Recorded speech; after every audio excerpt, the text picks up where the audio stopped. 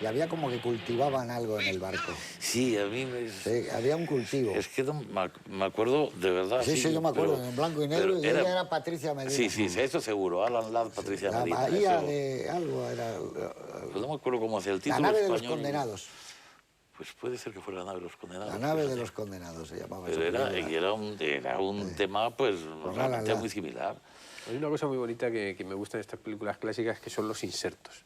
El inserto ese del cabo de la vela empezando a moverse cuando... Claro. Esas cosas es que parece que es una tontería, pero lo ves en una película y te da la sensación de que las cosas están hechas con... El reloj de arena. Etcétera. Claro. Todos esos pequeños detalles, la carta de navegación, el trozo de la carta, eso curiosamente se acaba perdiendo ahora en la narración. Es decir, que parece que es una tontería, pero es casi como el calificativo, el adverbio, que te permite pasar de una frase a otra con una cierta naturalidad, o que en la propia frase encuentra su acomodo la palabra bien encajada, que eso es por lo que el cine clásico, cuando está bien hecho, no queda anticuado, ni queda caligrafiado como si fuera un molde. Ahora coloca aquí el sujeto, el verbo, el complemento, porque a veces están cambiados, ¿no? Pero estos detalles que probablemente lo hacían los directores, o a lo mejor el productor, que decía necesito un inserto, o necesito un primer plano, etcétera, ¿no?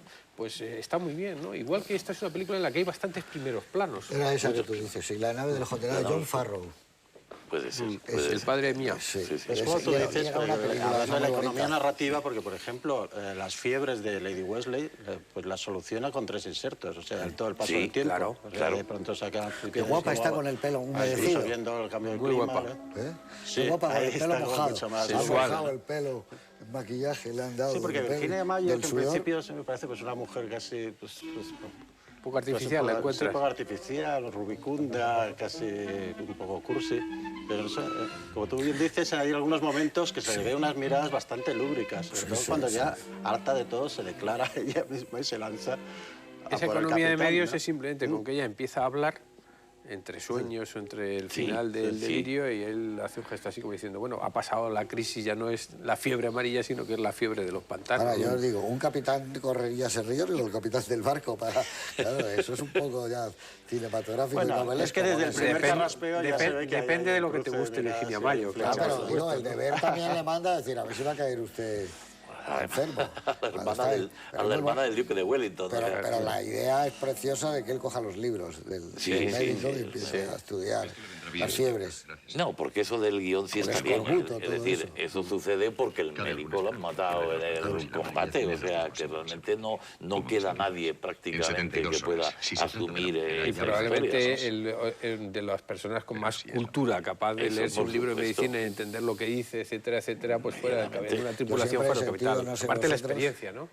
He sentido un deseo tremendo de probar el café de la Alta Sierra, ese café que siempre toman en los westerns. El pocillo. Y haber estado con el capitán de un barco, esos 6, el médico, el primer oficial, que se reúnen siempre en la cámara, y comer con ellos es otra cosa que te queda. ¿Cómo son esa comida? Porque lo llevan con una disciplina y con, señor tal, me pasa usted. Claro, es que, bueno, esas son las fuerzas vivas. Y ese plano que hay generalmente de la popa del barco con esos cristales, mientras que en el fondo se ven las luces de las velas, suena la música, bueno, esos son planos clásicos pero estupendos. No deben faltar los una camarotes película, son suntuosos siempre los del capitán, que en realidad no creo que hubiera tanto espacio. En Master and Commander hacen una cosa que a lo mejor los espectadores no se han fijado, y es que simplemente cuando llega el combate colocan un tablón de madera que es prácticamente lo que divide, es decir, es prácticamente la misma cámara dividida simplemente, que sería lo más lógico porque es que tampoco había muchos espacios para ello, ¿no? Entonces colocan las tablas y es el camarote del capitán de allí para allá, ¿no? Estaría quizás un poco más limpio, habría más higiene, aunque yo dudo que después de una travesía tan larga hubiera especial higiene dentro de un barco, por mucho que lo baldearan, etcétera, etcétera, ¿no? Las condiciones no debían de ser especialmente deseables. Continuamente, eso sí, cuidaban mucho. Continuamente, era otra de las cosas que tenían. Continuamente limpiando los suelos y los cañones. No, hay dos cosas, una es esa y la otra es la capacidad de reparación que estos barcos tenían que tener. Eso sí que es decir, eso también está en Master and Commander, o sea, que de repente es que tenían que llevar hasta palos de repuesto. Están muy bien rodados, como caen. Yo creo que esa batalla, porque en el fondo solamente hay una batalla grande, que es la de el Lidia contra el Natividad, contra cuando ya el Natividad lo ha cogido el Supremo. Verdaderamente esa es una gran batalla de cómo está contada, o sea, porque hay cañonazos por los dos lados, Se nos da caen. geográficamente muy bien las maniobras. Vemos todo cómo el los tiempo. barcos giran, van a pasar por delante, atacan por la popa, ¿no? Hay un barco mucho más pesado, que evidentemente es el Natividad, y otro barco infinitamente más ligero. Y es posible hasta que incluso cuando ya en el final, cuando él va en el último barco, el Sutherland, me parece, cuando entra en el puerto francés y, vamos, cuando sale, mejor dicho, del puerto francés y empieza a recibir los cañonazos que ya le hunden el barco, hay escenas que están rodadas simultáneamente con las de la anterior batalla para aprovechar. Fíjate cómo tenía que ser las batallas navales. Porque el que estaba la nao capitana no se enteraba muy bien, porque a lo mejor estaba a kilómetros en los primeros barcos. No se sabía, debía ser una especie de señales con banderas y acercándose a la dar las nave. órdenes en el fragor de la batalla con los cañonazos tenía que ser difícil. Porque, sí, yo creo que sería 30 cañones. Algo he leído así en alguna reproducción de Lepanto, concretamente. Galdós, Trafalgar, ¿cómo debía ser eso? Bueno, es que no sabías, si habías ganado, habías perdido la batalla. Hay que lamentar que el cine español no haya hecho Trafalgar. No, eso exactamente. Es una narración maravillosa, ¿no? Que no se haya aprovechado. De vez en cuando te dicen, claro, ves que estas novelas inglesas, dices, oye, aquí tenemos Trafalgar. Pero fíjate cómo es difícilmente filmar la batalla de ¿no? Trafalgar, eso sí que hacerla en digitalizada Es que toda. hay, en el Museo de Cera de Londres hay una reproducción del puente digamos, uno de los puentes de artillería del Victory de Nelson, porque lo que se representa allí es la muerte de Nelson, justamente, ¿no? Y es uno de los espacios más angustiosos que te puedes imaginar, de escasez de altura, que prácticamente tienes que estar ahí agachado, o tendrías que estar agachado para manejar todo aquello, claro.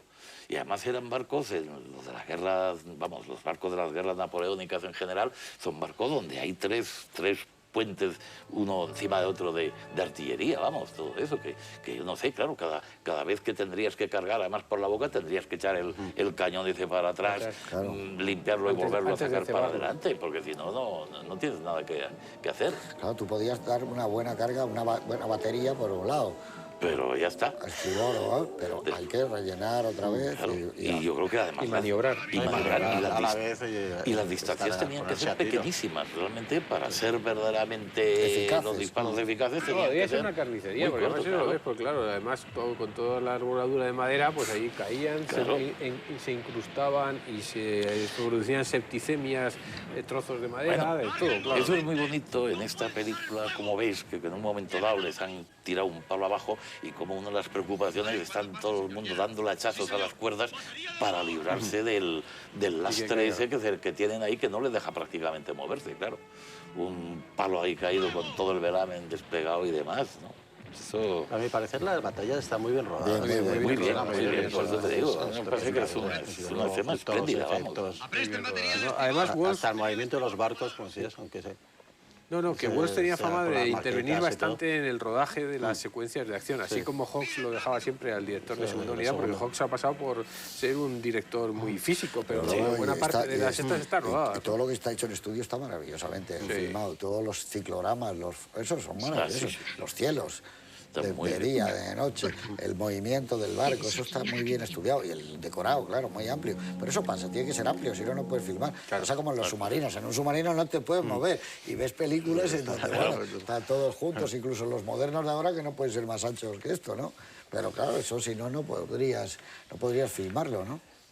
Pero y luego las películas son un poco angustiosas también, ¿eh? Cuando se plantea la batalla, ¿eh? Sí. Cuando ven llegar a alguien... Y cuando ves ese espacio que hay, cuando él baja, cuando muere el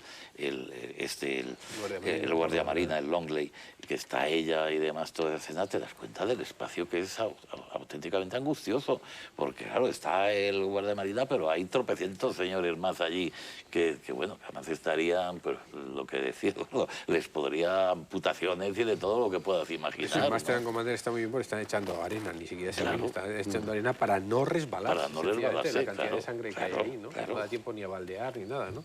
Fíjate tú, eso era otra vocación, porque esos eran médicos navales, ¿no? Sí. Claro, cada uno iba destinado a un barco. Debería ser casi todos matasanos, ¿no? Porque en Master and Commander también dice esto, cuando hace la operación esa del cerebro, dice, esto por lo menos te hubiera costado 5 guineas si es en tierra firme, ¿no?